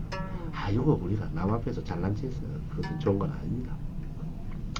그래가지고 그 실패 혁명 선화 세 번째 선화가 이제 이것은 아주 보수적 선화예요. 도성국사가 이제 도를 깨닫고 돌아오자 신라왕실이 뭐 흥강왕 뭐 해가지고 10년도 안 되고 5년 만에 그 신라왕실이 썩을 대로 썩었잖아요. 막판에 진성정하고 그래서 10명의 왕이 그 뭐 1년 2년 3년 집권하다가 다 죽어버리니까 황제가 부르는 거죠. 도성국사 도대체 무슨 까닭으로 우리 신라가 이렇게 집구 등극한 왕마다 일찍 죽게 돼요. 그러니까 보수적인 선화인데 그것은 이제 이 경조 신라 왕실의 명운이 천년 명운이 다 해버려서 그렇습니다. 그럼 방도가 없겠어. 이는 다른 곳에서 발복할 운입니다. 그래서 찾는 것이 화순 운주사 거기를 찾았죠. 거기가 보니까 천년 왕국의 그 뭡니까 명당혈이 발복을 운이에요. 그래서 여기를 막자 불상을 세우고 탑을 세워서 이 길을 누르자 해갖고 도성국사께서 신라 왕실 또는 고려 왕실에서 또 새로운 황제가 나올 명당혈을 누르자는 차원에서 거기에 정권에 협조해가지고 막았다는 보수적인 설화가 있더라고요. 그래서 제가 거기서 딱 보니까 풍수를 잘 몰랐죠. 풍수도 믿지도 않았고 사유과학이나 인문과학을 중시하고 문사처를 공부한 사람이 무슨 뭐 미신 같은 풍수나 뭐 사주 궁합 뭐 이런 뭐 인생 운명 역학 이런 것을 믿겠어요. 주역 이런 걸 믿겠어요. 이렇게 경외시하고 있었죠. 도외시하고 있었죠. 근데 이제 거기서 딱 가서 자세히 보니까 영귀산 거북이 신령스러운 거북이 산이 주산이에요. 거북이는 천년을 사니까 천년 동안 살 그 명당 그 앞에 명당 혈이 딱 보이더라고요. 그리고 좌청룡 좌열은 남성혈이요. 우백호 그런데 딱 안산이 범바이산 정말 호랑이 한 마리가 그 영귀산 천년의 영귀산을 보고 무릎을 딱 꿇고 올리는 형국이고 물길이 서쪽에서 발원해갖고 생명의 동쪽으로 딱 흐르고 있어요. 그래서 거기서 제가 이렇게 주산, 배산, 안산이 바로 범바이산이다. 몰길, 수구매기 바위가 또 있어요. 좌청룡 500호가 딱 만나는 운주사 앞에 바위돌이 둘로 딱 쪼개진 바위돌이 하나, 수구매기 바위가 정확히 있어요. 기가 빠져나가지 않게 막고 있는. 이야, 거기에서 풍수를 제가 그때 공부하면서 20대 말입니다. 30대 초반에 깨달았죠. 그래서 도성국사께서 일주하에 점불 천탑을 세워서 막으려고 했는데 차마 막을 수가 없어서 곡기하고 울어가지고 두 개를 못 세우고 미완전 섣불로 남겨놓는다. 그러면서 도성국사가 그걸 세우고 예언했다 했어요. 이제 호남 지방에서는 천년 다음에나 왕이 나올 것이다. 그 전에는 안 나온다라고 예언했는데 견훤이 후백계 견훤이 나온 뒤로 김대중 대통령이 이쪽에서 나왔다면 계산을 해보니까 1998년 그때 신라 말이었으니까 견훤이 993년에 죽었으니까 그때 고백제가 망했으니까. 그래서 얼추 생각해보니까 천년이에요. 그래서 이야, 나중에 누가 이런 전설을 갖다가 짜집기를 했는지 아니면 진짜 이 전설이 있을까 했는데 실은 제가 취재할 당시에 김대중 대통령이 당선되기 전이었어요. 1년 전에 그 전설을 시험을 했어요. 근데 딱 그 다음에 천년이 넘어서 당선됐잖아요. 내가 그래서 거기서 제가 또 운주사에서 그 운주사 골짜기 설명을 많이 해드렸죠. 그리고 또 한 가지 이제 운주사 창건 설화가 있는데 그것은 이제 불교적 설화. 운주 도사가 운주 계곡에서 득도 성불을 하기 위해서 이렇게 돌을 닦다가 깨달아 가지고 천상의 석공도를 불러내려서 천불천탑을 세웠다. 그래서 성불을 했다. 이런 설화들이 있더라고요. 근데 이쪽 지역은 도선설화예요. 도선 국사께서 이 한반도의 원명을 바로잡기 위해서 산천 비버서 잘못된 해가 한쪽이 기우니까 겨울 평야지대이고 낮은 이쪽에다가 천벌천탑을 해서 배후 균형을 맞아가지고 맞게 해가지고 이쪽 한반도에 사는 만 백성의 영구 안녕과 평화를 빌었다. 이렇게 있고 또 거기다가 이 전설이 있고 거기다 천벌천탑을 세워가지고 새로운 민중세상 모든 만중생이 평등하게 잘 살 수 있는 세상을 만들기 위한 혁명설화가 있고 또 보수설화 고려왕실 혹은 신라왕실이 만년 왕국에 자기들만의 집권, 기득권을 유지하기 위해서 운주사 명당탑 그 기허를 막기 위해서 도성국사를 통해서 천불천탑으로 발버거지 못하게 길을 막아버렸다. 또 이런 전설도 있고 크게 봐서 그런 전설이 있고 또 당나라 사람들이 와가지고 천불천탑을 세워줬다. 이민족 설화.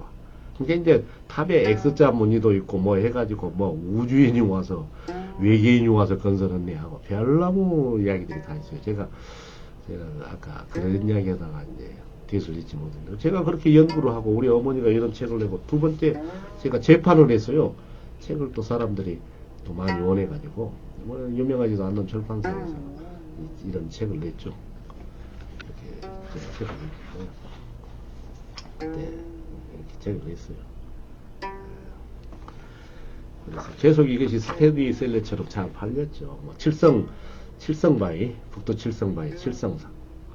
그래서 거기에서 주말마다 토요일, 일요일에 가서 관광객 들어오면은 이 역사를 들려주고 한 1, 2년 했는데 그것도 거기에서 인연이 안 맞았던데 팔이 경제지더라고요. 안 좋은 일로 해서. 그래서 운주사 안 가본 지가 저도 이제 한 30년이나 돼버렸네요. 한 번 발길 끄는 2년 끄는 그리고 이쪽에서 또 다른 전설들을 많이 또 제 나름대로 했잖아요.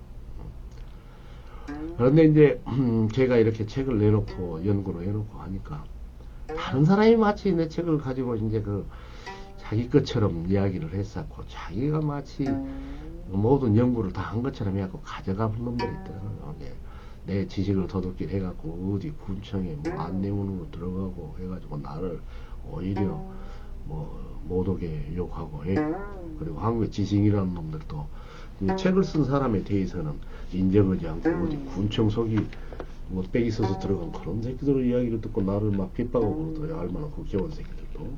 그리고 한국의 국회의원이나 이 지식인 놈들 지가 잘난 데만 알지 남의 이야기 절대 안 듣습니다. 지가 운주사도 모르는 놈이 운주사 설명해주면 에이 네가 뭘 알아 자식 이렇게 하고 있어요. 이제 국회의원 아니 이름까지 내가 그런데 이렇게 사람을 배관시해요. 그것이 한국의 지배계급이 무엇을 하겠습니까?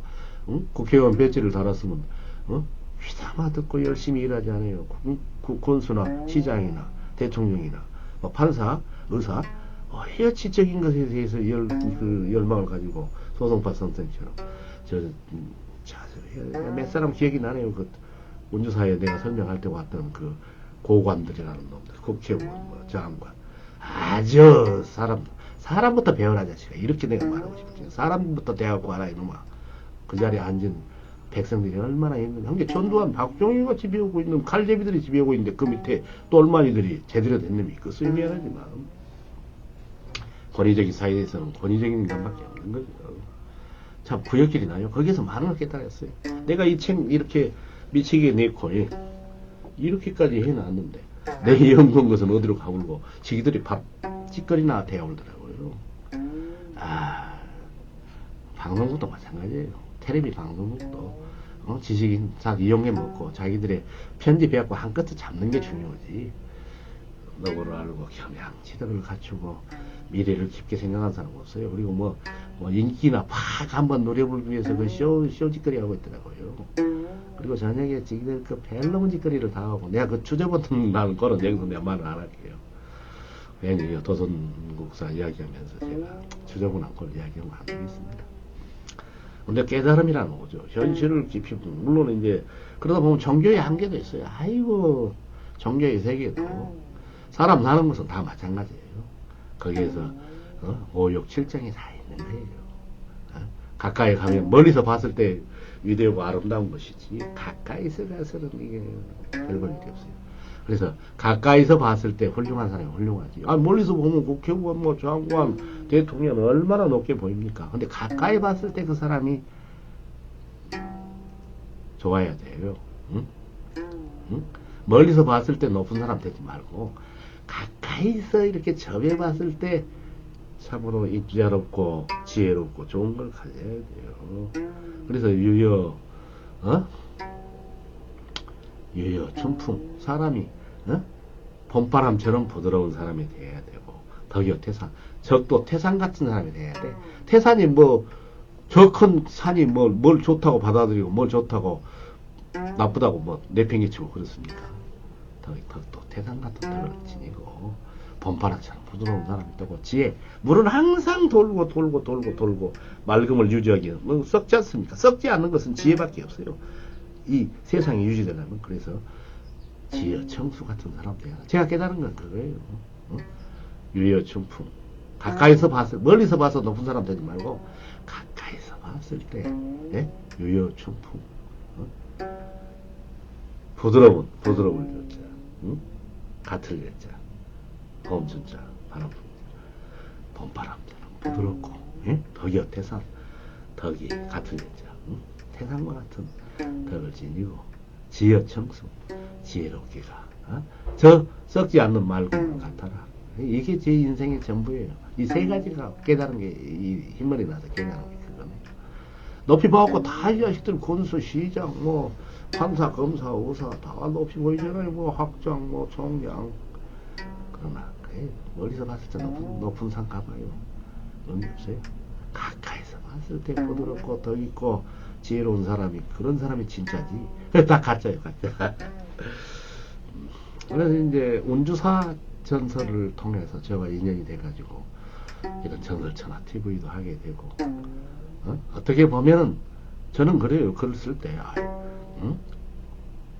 찰지게 쓰려면 끝까지 찰지게 찰릴 때는 참말로 그 모양과 같이 찰지고 해학도 하려면 모양과 같이 해학하고 그래야지 슬금 인생 지나쳐버리면 뭐가 있겠습니까? 꽃도 작은 꽃도 한 송이 피려면 온 힘을 다해서 피는 거예요.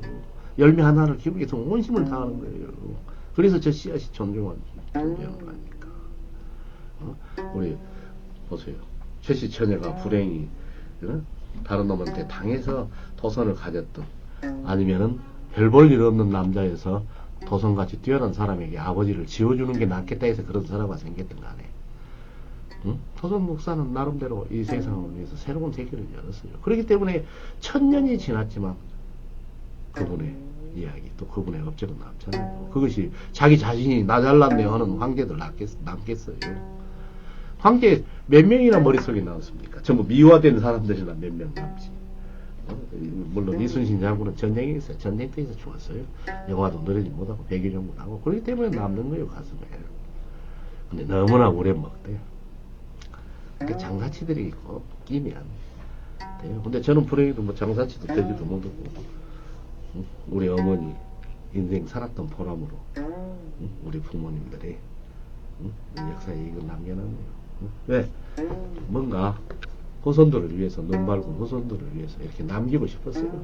그리고 그냥 못난 자식만 뭐 언제 대 끊어질지도 모르고 손자만 남기고 못해요. 우리 어머님 귀신이라도 있다면 열심히 이런 것을 넣어줬더니 너는 그래 별로 그렇게 나간 그런 게 나간 놈한테 판사, 검사, 의사도 못 되고 장차관도 못 되고 무슨 시장 부군수도 못 되고 그랬지만 너는 그래도 이런 세상에 대해서 남길 것을 남겼구나. 뭐가 더 가치 있어요? 내가 잘났다고 한 소리 아니에요. 이런 것에 내 돈 들여서 우리 어머니의 피땀 들여서 이 역사에 공헌하는 거, 사과가 하나 알려서 사과 지가 처먹고 갑니까? 다 남에게 따먹게 하니까 씨앗도 심고 보존되는 것이지. 이건 남겼어요. 그리고 그 다음에 어떻게 인연되어가지고 또 미륵도령, 재미있는 미륵사상에 또 빠졌죠. 하중생 미륵사상. 그래서 전국을 돌면서 어느 스님하고 인연이 있어가지고 미륵약이 상하 2권을 썼는데, 여기 지금까지 인쇄비 몇 푼 주고 지금 원고료 얼마 준다 해갖고 중도 거짓말을 쳐가지고 지금 돈도 못 받았어요. 응? 재미있는 미륵약이 그 다음에 이렇게 냈어요. 그게 세상이에요. 내가 그때 면석이라도 되어서 군석이라도 되고 놈들처럼 무슨 기업이나 취직하고 은행이나 들어가서 밥 먹고 잘 살라고 했더라면 이런 게 저한테 남지 않았겠죠. 이런 게 남을 리가 없겠죠. 이런 게 뭐로 남겠어요? 뭐 이거 돈이 됐겠습니까?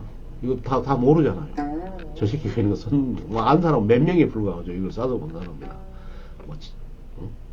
저 인연 있는 사람들이나 몇 명 알겠죠. 이거 알겠습니까? 물론 이 책은 이제 관심 있는 사람들이 많이 보기도 했어요. 많이 보기도 했어요. 네, 알긴 알겠죠. 다 이렇게 벼도 제가 그랬어요. 가을이 돼가지고 야 도대체 저 벼 하나 심으면 몇 개나 나올까? 123개, 145개 이렇게 한 개를 뿌리니까 벼 알이 가을에 보니까 145개, 156개까지 나오고 한 개를 뿌렸어. 1 더하기 1은 이가 아니에요. 1 더하기 1 남자와 여자 서로 사랑해서 만나니까 벼는 156개까지 나오더라고요. 156배로 하늘이 돌려줘요. 그러면 초는 뭐예요? 하나가 딱 떨어지면 한 1000개, 10,000개가 나오잖아요. 하나의 선행을 하면 10,000개, 10만 배. 때로는 조로 또 돌려받을 수. 내가 뭐 사유재산으로 돌려받겠어요? 이걸 보고 도선이라는 한 사람의 일화를 보고 도선이 추구했던 도선 국사가 추구했던 한 세상 보는 거예요. 이거 책선전 아니에요. 이거 전부 절판돼가지고 책 살 수도 없어요. 저도 제 책 낸 놈도 이것이 제 책 전부예요. 이거 남주도 안 해요. 있으면 누가 다 가져가고 다 가져가고 이거 없으면 저도 이거 없어요. 이것도 재판한 것들이에요. 이상하게 저는 초판에 끝나지는 않았어요. 재판까지는 했어요. 근데 아이고 이제 등원로에서 등원로 하고 또 전설천하 TV가 좀 잘 되면 우리 이야기를 복원시키고 출판사를 또 하나 만들어서 해볼까. 아이고 출판 힘들어요. 요새 인터넷이 전부 돼가지고 인터넷 시대가 돼가지고 누가 책 안 읽습니다. 학교에 공부하기 왜 근데 공부하는 것을 그렇게 학교에서는 따분하게 만들어놔. 선생들이 가르치는 재주도 없고 교육 그 커리큘럼도 강요예요. 강요. 억지로 처먹이는 거예요. 그래서 내가 보니까 가장 뛰어난 사람은 창의적인데 종사를 해요. 뭔가 발전시키고 모순된 것을 개발시키고 개혁시키고 그런 사람들이 최고의 천재고 영재예요. 두 번째 사람은 뭐예요? 암기에 능통해. 배우는 거지. 쑥달공이지. 근데 이 한국 교육은 뭐예요? 그리고 어리석은 자는 이제 배우지도 않고 자기도 없지. 그냥 그런 사람들은 뭐예요? 이게 플라톤의 그 이야기가 맞는지도 몰라. 어? 용기 있는 사람은 군인이 되고 지혜로운 철인이 정치를 해야 되고 철인 정치론이 있잖아요. 어? 그리고 뭡니까? 오래돼서 조금 기억이 힘이 안 돼. 어? 배우 머리가 미련하고 그런 사람은 농사 짓고 그런 사람들은 근면 전략하게 살도록 가르쳐야 된다고. 철인 정치론 한번 봐보세요. 플라톤. 소크라테스나 뭐 플라톤이나 아리스토텔레스가 왜 서양 철학의 대부로 존재하고 있어요? 다 나름대로 까닭이 있어요. 소크라테스 너 자신을 알라. 크산티페타에라는 악철을 얻어가지고 독배를 안 먹고 안 죽어도 되는데 먹고 죽고. 그리고 소크라테스 마지막 유언이 뭐예요? 옆집에 닭 한 마리 빌렸는데 그 닭 한 마리 갚아주란 그 부탁한 것이 유언 아닙니까? 그러면 그는 그 갚아준 사람은 지 제자가 물론 갚아줬겠지만 제자한테 닭 한번 줬는가 모르겠어. 그게 세상사예요. 자, 우리 어머니 비록 우리 아버지 다 돌아가셨지만 못난 자식 둬서 판검사 의사도 못되고 돈도 못 벌고 지금 이렇게 비참한 뭐 농사꾼으로 살고 형편없이 살고 삼류 작가로 인생 다 논전일만 하고 살았다는 거니 남았어요. 이게 내가 정리해놨잖아요. 나중에 훌륭한 학도가 나오면 이 사람이 이걸 정리하구나. 이런 이야기가 있었구나. 도선 설화가 이렇구나. 요새는 이제 인터넷이 잘 발달해갖고 이제 틀기만 하면 이야기를 다 들려주잖아요. 읽는 고초가 없잖아요. 그래서 저도 전설천하 TV에다가 출판사를 차려서 책을 내느니, 물론 이제 돈이 많이 이제 벌리고 전설천하 TV에 육성된다면 다 문서로 남겨놓으면 오래 갈 수도 있겠죠. 그래서 미국에 뭐 유튜브로 해서 유튜브에다 그냥 저장해 놓는 것이 낫겠다 해서 전설천하 TV를 하게 된 겁니다. 다 이게 실은 이 도성국사, 도성국사로부터 시작된 거예요. 도성국사. 아이고. 그때 내가 거기를 안 가고 취직이나 해서 젊고 잘 살았으면 저도 그냥 이런 책 남겼겠어요. 남길 수가 없죠. 그래서 이 책을 처음으로 쓸 때 조태일 국도서실서는 조태일 시인하고 인연이 돼가지고 발문도 뭔가 써줬어요. 그러면서 야 형부 애놈 새끼야, 전설이나 설화가 똑같은 것인데 왜 임마 전설 설화라고 두 번 반복했냐, 또 그렇게 지적을 해요. 그래서 답변을 못했어요. 또 전설은 전해온 이야기고 설화는 또 스토리 사기 아니겠습니까? 그럴듯한 사기. 그게 그거 아니겠습니까? 강조하려고 했어요. 강조하려고. 그래서 여기서 뭐예요? 뒤에 뭐 조태일 시인께서 좀 써놓은 이야기들이 있어요. 우리 동생이 우리 옆집 걸구라는 또 교육이 있었죠. 옛날에 고등학교 때 써서 시집도 내고 해서 우리 동생 선구도 이렇게 했던 이야기도 있고. 아무튼 저는 제 인생을 이렇게 살았습니다. 어떻게 되든 간에요. 도성국사 그 오용표 선생의 이야기를 듣지 않았더라고요. 그리고 그 여우 구슬에 대한 이야기를 듣지 않았더라고요. 오늘의 제 이야기는 없죠. 그냥 뭐 조그만한 가게라도 하는 능력이 없다면 어디 면석이라도 공무원 시험만을 들어가가지고 아이고 오늘 어떤 그 시골의 영감탱이가 내 밥 사줄까 하고 지금 고개를 빼고 기다릴지도 모르죠. 이미 이제 정년해볼 나이니까, 신장했을 나이니까 그렇게 인생을 허비하고 살았을지도 모르죠. 이권에다 개입되고 아니면 머리 깎고 중에 되었으면 또 어떤 신도한테 돈을 빼먹을까 하고 이쁜 신도가 좀 왔으면 좀 그랬을 수도 있겠죠. 야인으로 살았어요. 야인으로 사는 인생이 오해스럽냐고요. 살아봐요. 마음대로 사는가, 야인의 팔자인가. 그래서 오주에서 또 주역이나 역학도 공부해봤어요. 공부를 하기를 잘했어요. 공부는 나쁜 공부가 없어. 깨달음을 얻기 위해서는 어떤 공부라도 해요. 어떤 지역이라도 가야 돼요. 돈은 아깝지만 가버린 돈은 다시 돌아오지 않아요. 그리고 행운도 다시 돌아오지 않아요. 그러나 고생은 남아요. 고생은 교통사고 전에 그 새끼 때문에 나도 운주사 취재하려고 해서 한 1년을 고생했나. 그래서 교통사고 지금 쓰시잖아요. 그때 기억이 새로워요. 그때 죽어버렸더라면 이런 책도 없었겠죠. 얘기가 아주 많이 길어졌습니다. 근데 좀 미흡해요. 미륵사상, 하생미륵, 상생미륵, 남선종, 북선종, 어?